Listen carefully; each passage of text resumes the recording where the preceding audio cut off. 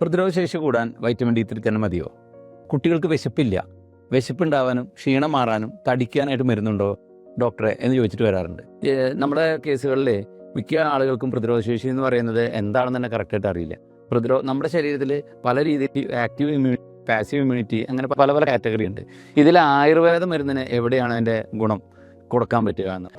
ആയുർവേദ മരുന്നുകൾക്ക് വളരെയധികം മൈലേജ് കൊടുക്കാൻ പറ്റുന്നുണ്ട്. പ്രത്യേകിച്ച് രാസനാദി കഷായം, ബോൺ സംബന്ധമായിട്ടുള്ള കേസുകൾ, കടീഗ്രഹം എന്ന് പറയും, അതായത് നമ്മുടെ ലംബാർ സ്പോണ്ടിലോസിസ്, ഇത്തരം കേസുകൾക്കൊക്കെ ഷുവർ കട്ടായിട്ട് റിസൾട്ട് കൊടുക്കാൻ പറ്റുന്നതാണ് ഇത്തരം മരുന്നുകൾക്ക്.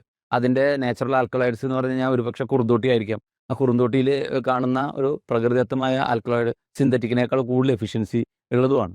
അപ്പോൾ ആയുർവേദ മരുന്നുകളുടെ കൂട്ടത്തിൽ പഞ്ചകർമ്മ ചികിത്സകളും കൂടി ചെയ്യുമ്പോൾ ഇത്തരത്തിലുള്ള പ്രതിരോധശേഷി കൂടും. ഉദാഹരണം പറഞ്ഞാൽ പിഴിച്ചിൽ, പഴയ കാലത്ത് ട്രഡീഷണലായിട്ട് ഉപയോഗിച്ചിരുന്നതാണ് പിഴിച്ചിൽ. ഈ പിഴിച്ചിലിനെയും അതുപോലെ തന്നെ പഞ്ചകർമ്മ ചികിത്സകൾക്കൊക്കെ നമ്മുടെ ശരീരത്തിൽ വളരെ സ്ലോ ആയിട്ടാണെങ്കിലും ആ സ്ട്രോങ് ആയിട്ട് ബോഡി മെയിൻറ്റെയിൻ ചെയ്യാനും അത് ബിൽഡ് ചെയ്യാനും വരെ സഹായിക്കാൻ പറ്റുന്ന ഒരു സിസ്റ്റമുണ്ട്. ഇപ്പോൾ സ്പോർട്സ് മെഡിസിൻ എന്നൊക്കെ പറയുന്നതൊക്കെ അത്തരം കാറ്റഗറിയിൽ ആയുർവേദം വളരെയധികം ഡെവലപ്പ് ചെയ്ത് വന്നുകൊണ്ടിരിക്കുകയാണ്. പ്രതിരോധശേഷിക്ക് വെറും ഒരു ഗുളിക കൊണ്ടല്ല, ജീവിതശൈലി തന്നെ നമുക്കങ്ങനെ രൂപപ്പെടുത്തിയെടുക്കാൻ പറ്റും.